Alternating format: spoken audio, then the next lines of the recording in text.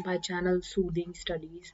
सो अब हम लोग आगे बढ़ रहे हैं और आज का जो टॉपिक होने वाला है वो प्रोपोर्शंस होने वाला है।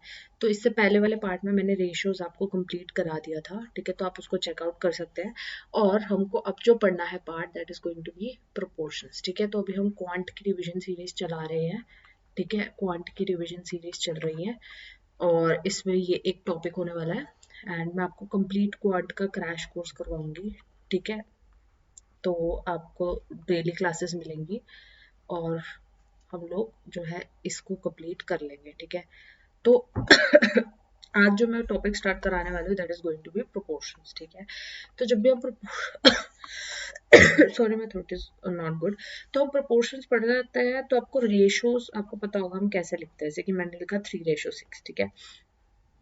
तो 3:6 इज इन प्रोपोर्शन विद 8:16, यानी कि इसका मतलब ये होगा इसका मतलब ये होगा कि जो ये वाला रेशो है और ये वाला रेशो है दोनों प्रोपोर्शन में है, ये साइन होता है प्रोपोर्शन का, ठीक है। तो प्रोपोर्शन में कैसे रहेंगे, जो इसका और इसका इसके बीच का जो what do you call as, इनका जो भी इन दोनों के बीच में जो भी पैटर्न है, ठीक है, जो भी इन दोनों के बीच में जो रिश्ता है वही इन दोनों के बीच में है, ठीक है। यानी कि जैसे कि ये इसका 3 into 2 टाइम्स है और ये भी इसका 2 टाइम्स है, ठीक है। तो इनके बीच का जो पैटर्न है उसी पैटर्न में ये है, ये डिजिट्स है, ठीक है। तो इसका मतलब होता है प्रोपोर्शन बेसिकली, ठीक है। तो आपसे जो पेपर में पूछ लेते हैं वो ऐसे क्वेश्चंस पूछ लेते हैं कि you have to find the fourth proportion, ठीक है। फोर्थ प्रोपोर्शन पूछ लेते हैं, आपसे पूछ लेते हैं थर्ड प्रोपोर्शन, ठीक है। और आप लोगों से पूछ लेते हैं मीन प्रोपोर्शन, ठीक है। तो इन केसेस में हमको ये सब चीज़ें आनी चाहिए। और भी टाइप्स होते हैं, डिफरेंट टाइप्स ऑफ प्रोपोर्शन, वो हम अलग से पढ़ेंगे, ठीक है।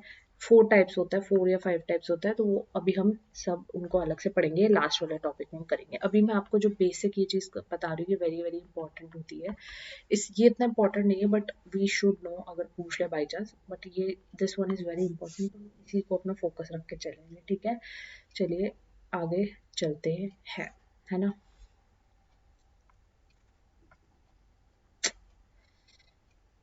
चलिए, तो मेरे को जो आप लोगों को जो चीज़ बतानी है वो है, सबसे पहले आपसे फोर्थ प्रोपोर्शन अगर कोई पूछ ले कि क्या है, कुछ भी एक क्वेश्चन है उसमें पूछ ले कि फोर्थ प्रोपोर्शन बता दो क्या होगा, ठीक है। तो कैसे बताओगे, जैसे कि A/B प्रोपोर्शनेट टू C/D, ये है आपके पास, ठीक है।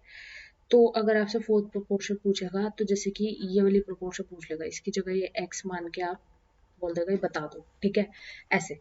तो हम कैसे बताएंगे, देखो आपको एक बहुत ही इजी एग्जांपल से समझाऊंगी मैं। 4:6, 4:6 रेशियो 12:18, ये आपको गिवन है, ठीक है। यानी कि इन दोनों के बीच का जो आइडेंटिफिकेशन है वही इन दोनों के बीच का है, ठीक है। तो आप कैसे बताएंगे, देखो रेशियो का मतलब क्या होता है, ये हो जाएगा 4/6, ठीक है, 4/6 हो जाएगा और ये इक्वल टू किसके, 12/18 की जगह मान लो आपको, मैंने गलती से 18 लिख दिया, आपको यहाँ पे x दे दिया है, ठीक है, उसने क्वेश्चन में आपको यहाँ पे x दे दिया है, ठीक है। तो आप ये कर दोगे, इस तरीके से आप इसको लिख दोगे बिकॉज आपको फोर्थ प्रोपोर्शन निकालनी है, ठीक है। तो आप अगर इसको करोगे इससे तो यहाँ पे आपको 4x मिलेगा और इसको करोगे इससे तो यहाँ पे आपको मिलेगा 6 into 12, तो आपको x की वैल्यू मिल जाएगी 6 into 12/4, ठीक है। आप इसको डायरेक्ट भी काट सकते थे, 4 3 12, यहाँ पे भी काट लो, कोई बात नहीं, 6 3 18, तो आपको x की वैल्यू क्या मिल गई है, 18। दैट मीन्स जो आपकी फोर्थ प्रोपोर्शन होगी यहाँ पर, ये आपका आएगा 18। So this is going to be your answer. तो इस तरीके से आपसे फोर्थ प्रोपोर्शन पूछ लेते हैं, ठीक है। Now let's see other types के क्वेश्चन, जैसे कि आपसे पूछ ले अगर वो मीन प्रोपोर्शन पूछ ले, है ना। अगर आपसे मीन प्रोपोर्शन पूछ ले, मीन मतलब कि बीच वाली, ठीक है,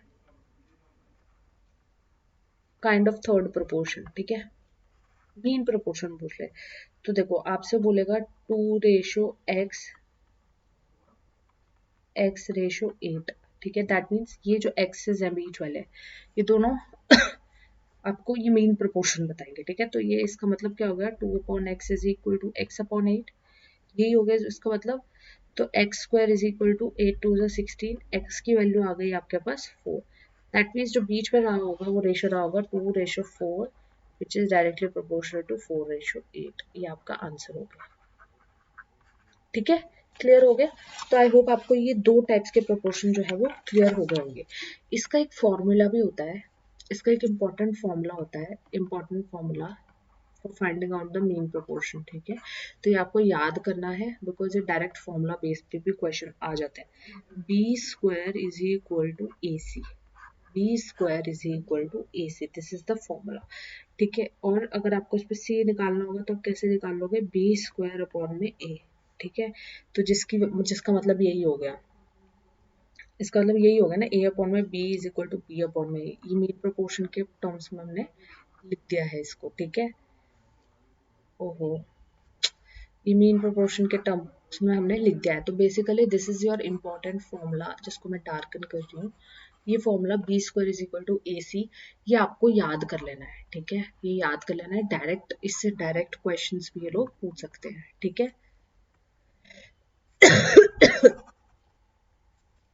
चलिए और कंसेप्ट समझते हैं, और हम लोग क्या समझने वाला है हमारे पास यहाँ पे, ठीक है। अगर देखो आपको क्वेश्चन दे दिया है, मैं आपको अपनी तरफ से क्वेश्चन दे दूँ, you have to do it yourself, ठीक है। अभी मैंने जो कंसेप्ट समझाया उसके ऊपर ही है। क्वेश्चन है, what is fourth proportion of 12, 21 and 8, ठीक है। इसकी आपको फोर्थ प्रोपोर्शन बतानी है, आपका होमवर्क है, ठीक है। एक एक क्वेश्चन में फोर्थ प्रोपोर्शन कॉल करा रही हूँ, फोर्थ प्रोपोर्शन ऑफ 0.12, 0.21 एंड 8, ये क्वेश्चन है, ठीक है।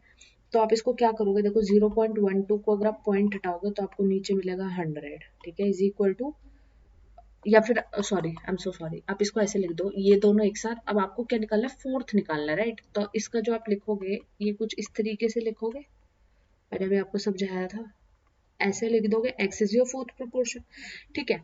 तो अब आप पॉइंट हटाओगे तो कट ही जाएंगे, है ना, पॉइंट से पॉइंट हट ही जाएगा। अब आपके पास बचा 21 × 8/12, ये बचा, ठीक है, इज इक्वल टू एक्स। तो अब बस आपको इसकी वैल्यू निकालनी है। तो अगर आप इसकी वैल्यू निकालोगे,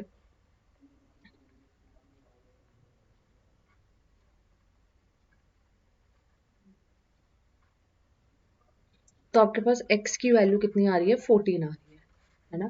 सो this is going to be your answer, ठीक है। तो पॉइंट से कुछ घबराने वाली बात नहीं है, इट्स इजी, ओके।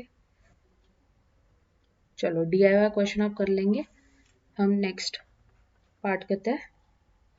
चलिए अब थोड़े से हम थर्ड प्रोपोर्शन का कर लेते हैं ना। Find third proportion to 12 and 18, okay.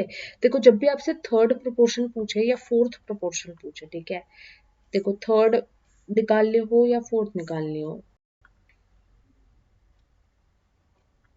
तो आप क्या करेंगे, आप इस फॉर्म में लिखते हैं, 12/18 इज इक्वल टू 18/x, इस फॉर्म में लिखेंगे, ठीक है। तो अगर आप इसको निकालेंगे तो आपको x की वैल्यू क्या मिल जाएगी, 18 × 18/12, ठीक है। इसको सॉल्व करोगे तो x की वैल्यू आ जाएगी आपके पास 27, ठीक है, ठीक है। अब देखो यहाँ पे आपने मीन प्रोपोर्शन नहीं निकाले, यहाँ पे आपने इसको 18 को मीन माना है ना, तो इसको हम इस तरीके से लिखते हैं, ठीक है। तो आपको तरीका आना चाहिए लिखने का, ठीक है। अब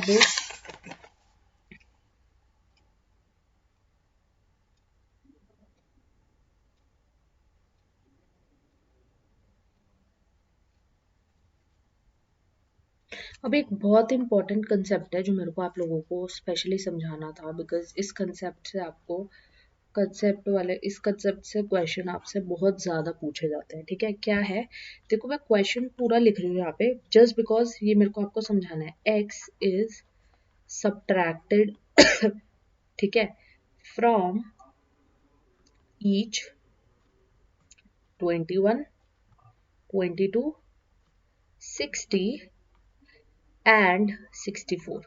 ठीक है, the numbers so obtained.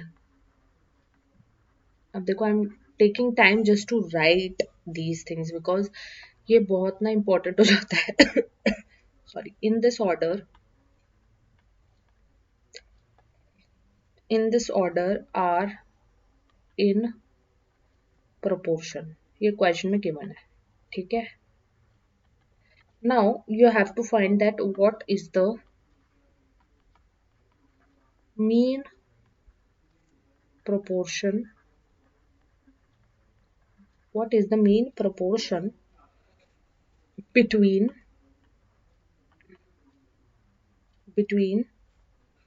x plus 1 and 7x plus 8.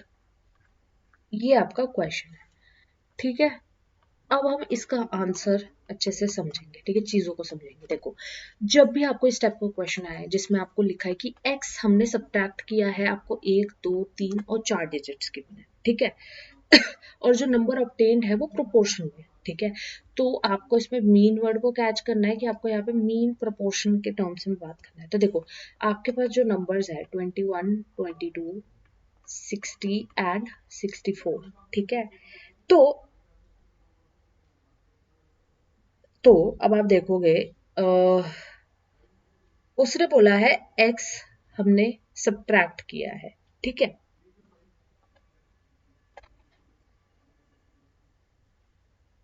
तो आप एक चीज देखो, इन दोनों के बीच का गैप अगर 4 है और इन दोनों के बीच का गैप 1 है. ठीक है, मेरे पास, तो मेरे को इनको इक्वल करने के लिए इस वाली साइड को 4 से मल्टीप्लाई करना पड़ेगा. ठीक है. अच्छा, तो मैं इस वाले इधर वाले की जो भी साइड्स है और ये वाले प्रपोर्शन में है ना, तो इधर वाली तो 1 के इक्वली रहेंगी, मतलब जो है वही रहेंगी, और इधर वाली को मैं 4 से मल्टीप्लाई कर दूंगी. दैट मीन्स मैं 4 से मल्टीप्लाई करूंगी 21 को. ठीक है. अब उसने बोला है कि x जो है वो सब्ट्रैक्ट हुआ है सब में से, तो मैं माइनस एक्स लिख दूंगी. अभी मेरे को एक क्वेश्चन बनानी है. इज इक्वल टू, अब देखो, जब भी आप प्रोपोर्शन में निकालते हैं तो मैंने इस साइड से लिया है, तो ये 21 माइनस एक्स 60 के इक्वल होगा. ठीक है, तो 60 माइनस एक्स के इक्वल है, तो ये इंटू 1 है, तो मैं लिखने की जरूरत मेरे को नहीं है. ठीक है, तो ये आपसे मिल जाएगा 84 minus x is equal to 60 minus x. ठीक है, तो अब आपको यहाँ से क्या करना है, सॉरी 4x हो जाएगा ये, और 60 माइनस एक्स हो जाएगा. ठीक है, तो यहाँ से आप लोग वैल्यू निकाल लेंगे x की. अगर आप प्रॉपरली वैल्यू निकालेंगे तो आपको x की वैल्यू 8 यहाँ पे मिलेगी. ठीक है, अब उसने बोला है, अब आपको x की वैल्यू मिल गई, अब आपको बोल रहा है what is the mean proportion between x plus 1 and 7x plus 8. ठीक है, तो बस हम x की वैल्यू को पुट कर देंगे. Putting value of x is equal to 8. ठीक है, तो x प्लस 1 आपको मिल जाएगा 9. ठीक है, और आपको 7x प्लस 8 आपको क्या मिल जाएगा, 64. ठीक है, तो यानी कि अब मेरे को मीन के फॉर्म में निकालना है, तो मेरे पास हो जाएगा 9 upon x is equal to x upon 64. ठीक है. Now you have to find x square is equal to 9 into 64, है ना. That is going to be 3 into 8. 8 3 is a 24. So x की वैल्यू आपके पास कितनी आ गई, रूट में था. ठीक है, x इज इक्वल टू 24. ये आपका आंसर आ गया. ठीक है, तो इस फॉर्म में भी आपसे क्वेश्चंस पूछ सकते हैं. ठीक है, and it is important concept. आपको अगर ये कंसेप्ट समझ में आ रहा है तो आपके लिए एक DIY क्वेश्चन आ रहा है यहाँ पर. ये DIY क्वेश्चन जस्ट इसी की तरह ही है, सेम ही है बिल्कुल. ठीक है, तो DIY क्वेश्चन है. DIY क्वेश्चन है, इफ y is added, इसमें देखो एडेड है, ध्यान रखना, to each of 3 8 10 and 22. Okay, then numbers so obtained are in proportion. Numbers so obtained are in proportion. ठीक है, what is the mean proportion, what is mean proportion What is the beat proportion between 3y plus 3 and 3y minus 2? ये आपका y को ऐसे लिख लो, ये आपका question है, you have to do it yourself, okay. एक बार ट्राई करना and write down the answer in the comment box में, ठीक है। चलो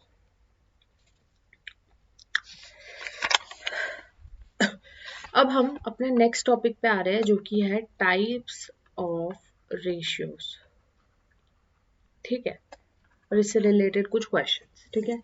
तो जब भी मैं टाइप समझती हूँ ना, तो मेरे को इसमें कुछ टाइप्स मिलता है, जैसे कि रेशियो है, ये बेसिकली रेशियो के टाइप्स होते हैं, पर मेरे को इसमें पढ़ाना पड़ा बिकॉज लाइक मैंने पहले वाले वीडियो में नहीं बताया था।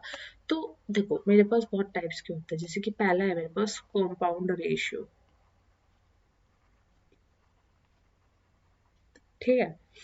उसके बाद है मेरे पास डुप्लीकेट रेशियो, ठीक है। उसके बाद है मेरे पास ट्रिप्लीकेट रेशियो, ठीक है। उसके पास है मेरे पास सब डुप्लीकेट, सब डुप्लीकेट या सब ट्रिप्लीकेट रेशियो, ठीक है। उसके बाद है मेरे पास इनवर्स रेशियो, ठीक है, ओके। तो ये सारे मेरे टाइप्स ऑफ रेशियोज है, ठीक है। कितने हो गए, 1 2 3 4 एंड 5 टाइप्स, ठीक है। तो 5 टाइप के मेरे पास ये रेशियोज है। अब हम इन सब रेशियो को एक एक एग्जाम्पल से यहीं पे समझेंगे, ठीक है। तो देखो कंपाउंड रेशियो बेसिकली क्या होता है, जो भी m रेशियो n और a रेशियो b की फॉर्म में होता है, तो हम इसको कैसे लिखेंगे, m by n equals to a by b, इसको हम लोग इस फॉर्म में मल्टीप्लाई कर देते हैं, ठीक है। तो ये बन जाता है मेरे पास एम ए अपॉन में एन बी, ठीक है। ये होता है मेरा इनवर्स सॉरी कंपाउंड रेशियो, ठीक है। फॉर एग्जाम्पल मैंने दिया 4:3 एंड 5:7, ठीक है। तो 7 4 28 और 5 3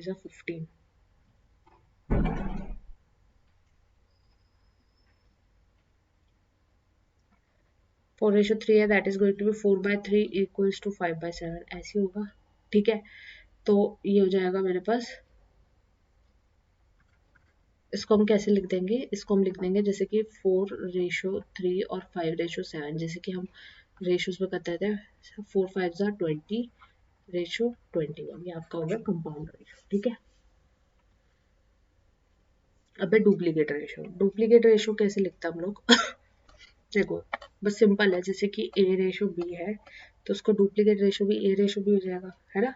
तो इससे मेरे को जो आंसर मिल जाएगा ए स्क्वायर रेशियो बी स्क्वायर, ठीक है। तो ये होता है मेरा डुप्लीकेट रेशियो। फॉर एग्जांपल मैं आपको बोलती हूँ 3:4 का डुप्लीकेट रेशियो बता दो, तो आप सिंपली इसका स्क्वायर कर देना, इसका स्क्वायर कर देना, तो मिल जाएगा 9:16, ठीक है।